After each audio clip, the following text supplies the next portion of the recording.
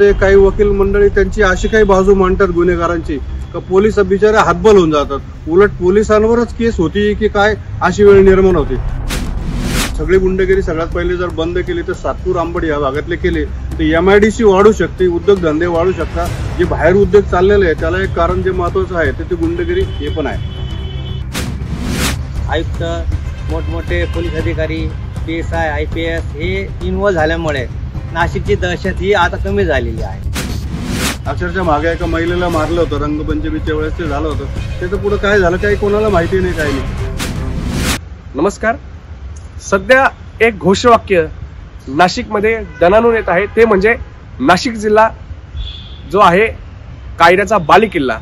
खऱ्या अर्थाने या घोषवाक्याआधी एक घोषवाक्य होतं ते म्हणजे नाशिक जिल्हा पुण्यनगरी आहे, नाशिक जिल्हा रामभूमी आहे, तंत्र मंत्र आणि धार्मिक नगरी, कपालेश्वराची, वणीच्या देवीची, सप्तशृंगी मातेची ही नगरी. पण आता एक नवीन घोषवाक्य ते म्हणजे नाशिक जिल्हा कायद्याचा बालेकिल्ला. पण ही सुरुवात नेमकी झाली कुठून आणि कशी हे जाणून घेणं गरजेचं आहे. काही दिवसाआधी जी रील व्हायरल होत होती काही गुन्हेगारांच्या माध्यमातून की नाशिक जिल्हा गुन्हेगारीचा बालेकिल्ला आणि पोलिसांनी ते हाणून पाडत गुन्हेगारीचा नव्हे तर कायद्याचा बालेकिल्ला हे पुन्हा एकदा दाखवून दिले. परंतु नाशिककरांच्या मनात नेमका काय विचार आहे या बाबतीत आपण जाणून घेणार आहोत. आपल्या बरोबर काही नाशिककर या ठिकाणी जमलेले. काय सांगाल, 10 वर्ष, 15 वर्ष, 20 वर्ष, 25 वर्ष आधी नाशिक कसं होतं आणि आत्ताची नाशिकची परिस्थिती काय याविषयी तुम्हाला काय वाटतं? तसं तर 25 वर्षच काय पण 100 वर्षापूर्वी इथले स्थानिक जे होते त्यांनी सांगितलं होतं की रेल्वे जी आहे की नाशिक शहरातून नका जाऊ तर लांब जाऊ द्या. त्यांचा उद्देश तोच होता की याच्याने गुन्हेगारी अजून वाढेल. अर्थात गुन्हेगारी हा काही एवढा काही सिरियस आणि गंभीर विषय नाहीये. याच्यात पोलिसांना एक मर्यादा असतात. पोलिस त्यांचं काम करतात, परंतु सर्व गुन्हेगार पकडून जेव्हा कोर्टामध्ये नेलं जातं तेव्हा कोर्टामध्ये काही वकील मंडळी त्यांची अशी काही बाजू मांडतात गुन्हेगारांची का पोलीस बिचारे हातबल होऊन जातात. उलट पोलिसांवरच केस होती की काय अशी वेळ निर्माण होते. त्याच्यामुळे माझं काही वकील मंडळींना आव्हान राहील की त्यांनी थोडंसं आपल्याला हे करून स्वतःच्या अंतर्मनाला विचारून कोणत्या गुन्हेगारांची बाजू घ्यायची का नाही घ्यायची. कारण त्या वकिलांचेही मुलं बाळं मुलीबाळी या शहरामध्ये राहणार आहे, फिरणार आहे आणि त्यांनाही तो त्रास होणार आहे. ह्या गुन्हेगारीचा सर्वात मोठा फटका एवढा 15 वर्षात 20 वर्षात जर बसला असेल तर सातपूर आणि MIDC अंबड ही अक्षरशः एकदम ठप झालेली आहे. कारण गुन्हेगारीला कंटाळून चांगले चांगले साऊथ इंडियन ऑफिसर वगैरे ते सोडून गेले. त्यांच्या गाड्या रस्त्यात अडवल्या जायच्या, काही व्हायच्या, काही युनियनबाजी, त्याच्यामुळे तो एक त्रास व्हायचा. असं प्रचंड हे झालेलं आहे. पण सर्वात मोठं जे आहे की हा विषय इतका हास्यास्पद आहे की एवढ्याशा विषयाला मुख्यमंत्र्यांना यावं लागतं, मुख्यमंत्र्यांना सांगावं लागतं. हेच खूप आहे. खरं तर पोलिस त्यांचं काम करू शकतात, पण पोलिस हातबल आहे त्या न्याय व्यवस्थेमुळे. तारीख पे तारीख एक छोटासा मामूली गुंडा असतो पण त्याची केस कमीत कमी 8-8, 10-10 वर्ष चालते. खून केलेला गुन्हेगार पहिले 90 दिवसाशिवाय बाहेर येत नव्हता, तो 60 दिवसामध्ये त्याला जामीन मिळून जातो. आणि तो बाहेर आल्यानंतर त्याची दहशत इतकी असते की त्याच्या नादी कोणी लागत नाही. तर कोर्टातल्या न्याय व्यवस्थेने सुद्धा याच्यावर थोडंसं हे करावं. तर कारण तो खरंच गुन्हेगार आहे, दोन्ही वकिलांना माहीत असतं, पण त्याची बाजू एक जण मांडतो, एक बाजू मांडतो, सरकारी वकील कच्चा पडतो. हे अक्षरशः तिथं सगळं डोळ्यांनी दिसतंय आपल्याला. तर त्याच्यावर सुद्धा काहीतरी व्हायला पाहिजे. म्हणजे सर्व झाल्यानंतर न्याय व्यवस्था कुठेतरी कमकुवत पडते किंवा वकिलांनी त्या ठिकाणी विचारपूर्वक बाजू मांडली पाहिजे. बरोबर आहे, कुठेतरी एक तो महत्वाचं आहे. आत्ताची परिस्थिती पाहता काय आपल्याला वाटतं एक नाशिककर म्हणून? मी एक नाशिककर ह्या उद्देशाने असं बोलण्यात येतो की नाशिक हे एक पवित्र क्षेत्र होतं. त्यामध्ये आमचा पंचवटी एरिया एकदम पवित्र क्षेत्रामध्ये मोडला जायचा. आज बाहेरून वेगवेगळ्या ठिकाणून एक तीर्थक्षेत्र म्हणून आम्हाला भेटायला यायचे पंचवटीमध्ये. कारण आमचं कपालेश्वर, तपोवन ह्या काही तीर्थक्षेत्रामुळे ते एक चांगल्या प्रकारे फेमस झालं होतं. परंतु आता कोयता, तलवारी, बंदुकी ह्या इतक्या मार्केटमध्ये ओपनमध्ये झालेल्या आहे की त्याची दहशत गल्लीत तर नाही, आता घराघरात सुद्धा राहिलेली आहे. एक काळ असा होता का आम्ही पुरुष 10 वाजता घरातून बाहेर पडायचो, काहीच भीती वाटत नव्हती. त्यावेळेस आम्ही लेडीजला सांगायचो तुम्ही घरात थांबा, आम्ही जाऊन येतो बाहेर. पण आता इतकी दहशत वाढलेली आहे मार्केटमध्ये की जेंट्स, पुरुष कोणत्या पण वयाचा असो, घरात लहान मुलगा असो, वयस्कर माणूस असतो, आपण काय सांगतो, भाऊ 10 नंतर जाऊ नको, कुठेही कुठल्याही प्रकारची दुर्घटना होऊ शकते. तर आज 10 नंतर आम्ही घरातून बाहेर पडायचं का नाही पडायचं हा एक मोठा प्रश्न पडलेला आहे. कारण गुंडगर्दी ही कमी न होता वाढूच राहिली. आणि आज जे काय दाखवत आहे रील्सवरती, तर ते माझ्या मते एक थोडक्यात ॲडव्हर्टायझिंग होऊ राहिली. आणि ही दहशत जी आहे आज पोलिसांची, आयुक्तांच्या कृपेने नाशिक थोडं शांत झालेलं आहे. पण मी सगळं आयुक्तांना अशी विनंती करण्यात येते की ही दहशत कायमस्वरूपी राहिली तर आमचे नाशिककर आनंदाने, भयमुक्त आणि मोकळा श्वास घेऊन रात्री 10 नंतर सुद्धा आज ते फॅमिली बरोबर बाहेर पडले, कुठे गंगेवर फिरायला गेले, कुठे तपोवनात गेले, पंचवटी कारंजावर गेले, तर एक भीती वाटली नाही पाहिजे. तर माझी आयुक्तांना हीच एक विनंती आहे की त्यांनी नाशिक हे आपलं भयमुक्त केलं पाहिजे. बस. दुसरं असं की काही काही गुन्हे जे घडले त्याच्याने नाशिक बदनाम होतं. ते पर्सनल त्यांचे काही भावबंदकीचे वाद असतात, हे असतात, आणि ते पर्सनल घरातले वाद असतात, त्याच्याने काही खून होतात. त्याच्याने नाशिकला बदनाम करू नका. खूप मोठी गुंडगिरी वाढली आहे. आता एखाद्याचं पर्सनल असतं, त्यांचं प्रेमप्रकरण असते, गुंड, त्याच्या बाकीच्या गुंडगिरीशी काही संबंध नाही. आता 4 ते 5 मर्डर काही काही असे झालेले की ते खासगी होते, त्यांचे वैयक्तिक ह्याच्यातले होते.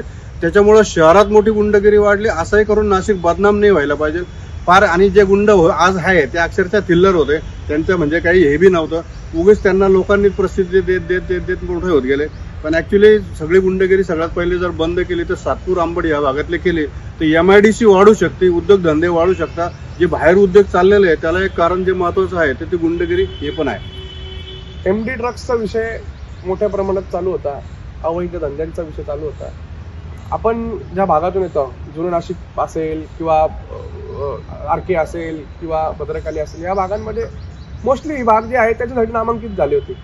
याविषयी एक आपला अनुभव काय होता की आपण तिथे राहता आणि आताची गरज काय नेमकी त्याविषयी? त्यावर तर चालू आहेच. ते कधी बंद झाले असे छातीटोकपणे कोणीही सांगू शकणार नाही. ते चालू राहणार. त्यांच्यावरती कडक कारवाई झालीच पाहिजे. परंतु तरुणांमध्ये याच्यामध्येही प्रबोधन झालं पाहिजे, त्यांच्या पालकांमध्ये प्रबोधन झालं पाहिजे की याच्याने तुमचं आयुष्य निम्म्याने कमी होणार आहे, तो तुम्ही व्यसनमुक्त व्हा, हा एक प्रबोधनाचा मार्ग आहे. आणि ते 4-5 जण असते व्यवसाय करणारे आणि त्याच्यामुळे सगळं नाशिकचं हे होतं. त्याच्यामुळे ते 4-5 जणांवर कारवाई करणे विशेष अवघड नाही, तिथं झालीच पाहिजे.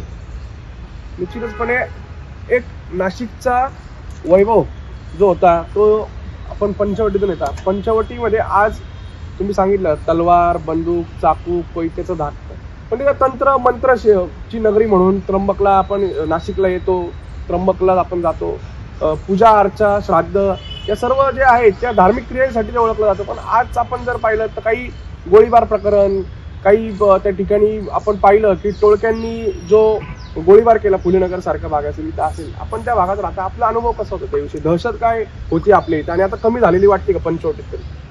आता कसं झालं, एक दहशत ही खूप होती, पण आता सध्या ह्या 15-20 दिवसापासून आयुक्त, मोठमोठे पोलीस अधिकारी, PSI, IPS हे इन्व्हॉल्व झाल्यामुळे नाशिकची दहशत ही आता कमी झालेली आहे. जाणवतं काय असं?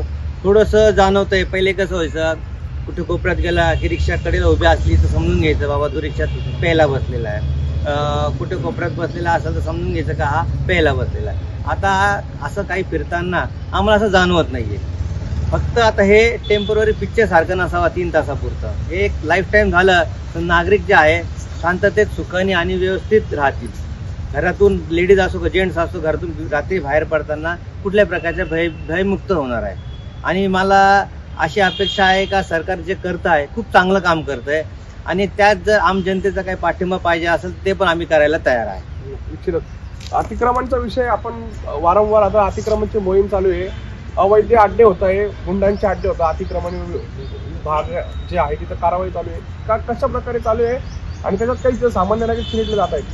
अतिक्रमणला सरकारी यंत्रणाच कारणीभूत आहे. आपण मेन रोडला जर गेलं तर अतिक्रमण साक्षरच्या त्या महापालिकेच्या भिंतीला खिळे ठोकून तिथं दुकानं लावलेलं असतात.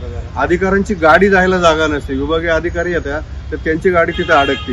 म्हणजे जर त्यांची गाडी जर जायला रस्ता नसेल आणि त्यांना ते डोळ्यासमोर अतिक्रमण दिसत असेल तर ते कारवाई करत नसेल तर याचा अर्थ कुठेतरी पाणी मुरतोय किंवा त्यांच्यावरही काही दबाव आहे, काही स्थानिक राजकीय लोकांचं आहे दोन्ही बाजू असतात. काही जणांना पोट भरून देण्यासाठी वर राहू द्या असं बी राहतं. पण लोकांनी असं ठरवलं पाहिजे की जिथं अतिक्रमण आहे मी तिथं खरेदी करणार नाही. आज शिवाजी रोडला चांगले चांगले दुकान होते, त्यांच्यासाठी स्पेशल जागा दिला, खोका मार्केट केलं आणि त्या जागेवर परत अतिक्रमण आहे. एक साधी रिक्षा किंवा साधी 2 व्हीलर जाऊ शकत नाही आजच्या घडीला, इतके आहे. आणि जर समजा दुकानवाल्याला थोडासा धक्का लागला तर सगळे येऊन त्या 2 व्हीलरवाल्याला, रिक्षावाल्याला, त्या वाहनाला मारहाण करतात. मारहाण झाल्यानंतर तो फोन करतो, फोन केल्यानंतर पोलीस येतात. शेवट ते मॅटर फक्त तेवढ्यापुरतं तेवढं हे होतं. अक्षरशः मागे एका महिलेला मारलं होतं रंगपंचमीच्या वेळेस, ते झालं होतं. त्याचं पुढे काय झालं काही कोणाला माहिती नाही, काही नाही. तर अतिक्रमणावर ही कारवाई झालीच पाहिजे. अतिक्रमणासाठी सगळं जागा देऊन झालेलं आहे. त्याच्यासाठी महापालिकेने त्यांना वेगवेगळे झोन दिलेले आहे. ते दिलेले असताना सुद्धा अतिक्रमण होतं, तर त्याच्यावर कायमस्वरूपी तिथं गाडी उभी पाहिजे, कारवाई झालीच पाहिजे. बरं, अतिक्रमण करणारे हे नाशिक शहरातले नाही, नाशिक शहरातून बाहेरून जे आलेले आहे त्यांची सगळी गर्दी आहे. नाशिकमधले जे आहे त्यांना उद्योगधंदे करायला जागा शिल्लक राहिलेली नाही. अशी एक अतिक्रमणवर कायमस्वरूपी कारवाई पाहिजे. निश्चितच मौसमी कारवाई नको, हे तर नेहमीची कारवाई पाहिजे. भयमुक्त नाशिक झालं पाहिजे. नाशिककरांचा पोलीस कमिशनर आणि पोलीस प्रशासनाला जाहीर पाठिंबा आहे. नाशिककरांनी एक चांगली प्रतिक्रिया या ठिकाणी दिलेली आहे. आता नेमकं कशा प्रकारे पोलीस प्रशासन आता हे सर्व प्रकरण हाताळतं, त्याचबरोबर महानगरपालिकेचा अतिक्रमण विभाग या विषयाला कशा प्रकारे हाताळून नेहमीची आणि कायमचं त्याच्यावर औषध शोधतं, हे गरजेचं आहे पाहण्यासारखं. धन्यवाद. आपण सगळ्यांनी आज इथं वेळात वेळ काढला आणि आपण नाशिककर म्हणून प्रतिक्रिया दिली. धन्यवाद.